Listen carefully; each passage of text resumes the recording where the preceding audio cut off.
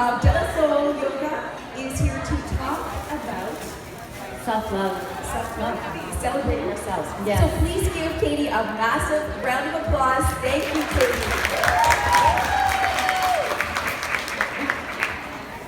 So I only have 10 minutes with you, and there's so much I want to say. I know that as people walking the spiritual path, many of you are not only looking for connection and for relationship and how to evolve, but you may also be seeking healing, and you may be looking for that person who's going to say that one phrase or that one sentence that's going to act as a catalyst and create change and healing in yourself and in your life. And so what I want to share with you over the next few minutes is just some wisdom that I've acquired over my lifetime.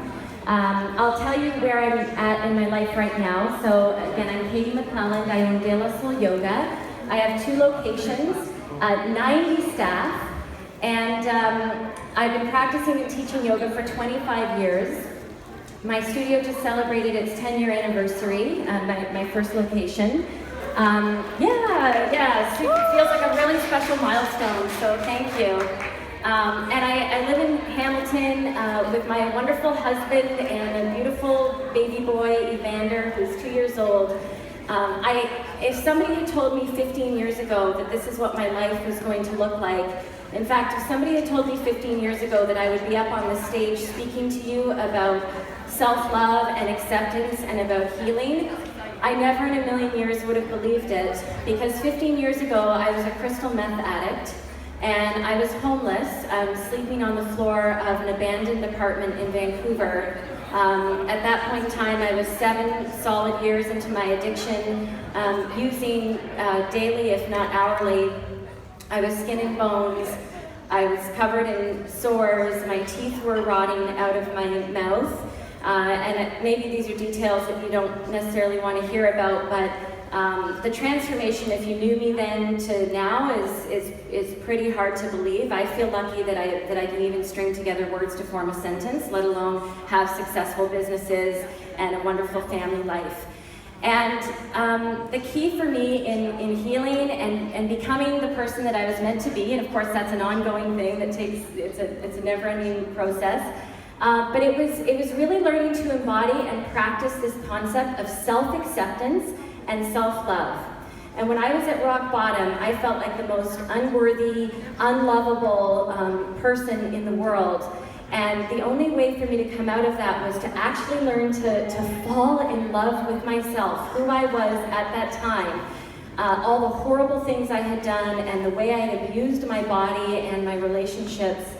And I had to learn to love and accept myself at that time in order to feel on a cellular level and on a soul level that I was meant for a better life, and then to live my way into that better life.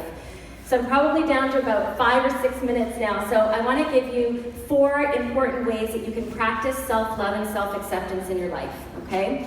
So number 1, and this is a commitment you can make to yourself right here in this moment, it's actually really easy to do, stop giving a voice to your negative self-talk. So all those thoughts that you have about yourself being too fat or ugly or stupid or clumsy or unworthy or awkward or whatever it is you vent to your friends about, learn to internalize those thoughts, okay? Stop giving a voice to them. Every time you give a voice to them, you feed energy in that direction, and you solidify that as your reality. You know, the more you talk about being stupid, the more you will do things that you'll perceive to be stupid and so on. So getting rid of the negative thoughts themselves is actually really, really difficult, and I'm still working on that. There was a moment before I walked onto the stage that I actually fantasized that the ceiling caved in and I wouldn't have to come up here and speak. So it's an ongoing thing, but if you can stop giving a voice to it and talking to your friends about complaining about yourself, it's the first step in starting to decrease some of the energy and the potency around those thoughts, okay? Secondly, this was big for me. You have to recognize that the belief that you have about yourself is a story that you have created, and you have created this story based on collecting evidence from situations and circumstances throughout your life that validate that story as being true. So I think about finding the courage in grade 4 to ask a question in front of 500 of my peers and everybody laughing at me for how stupid the question was. That was a turning point for me. That was a moment that my self-esteem took a hit. I remember tripping in front of the cool kids in high school and my cheeks being flushed with embarrassment. And that was another moment I marked in my mind. I'm a loser, I'm unworthy. I remember being hired to sing at a wedding, and in front of the congregation of however many hundreds, it's actually in that big tall church when you're on the 403, so I have a daily reminder of this every time I drive on that highway. I completely choked and I couldn't get one word of the song out, and I fled the church dramatically with tears streaming down my face. That was another moment that I decided I was a screw up. So it felt very true. My belief that I was unworthy felt really valid. But the bottom line is, you can collect whatever evidence you want from your life and create a new story. So I started to emphasize the times when people would compliment me. I started to emphasize the times when people would tell me I was a good yoga teacher and that I had touched their heart and I had inspired them. I started to believe those stories and collect those and create a new narrative for myself about who I believed myself to be. And I found that by doing that, I actually lived my way into that identity. And again, it's an ongoing process. I have 2 more tips I want to give you. Number 3, get clear with yourself about what your strengths are, because we all have talents and we all have gifts and we all have positive attributes.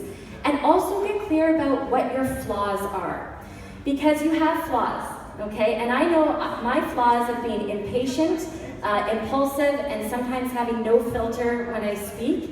Sometimes my friends are terrified to introduce me to someone because they don't know what I'm going to say.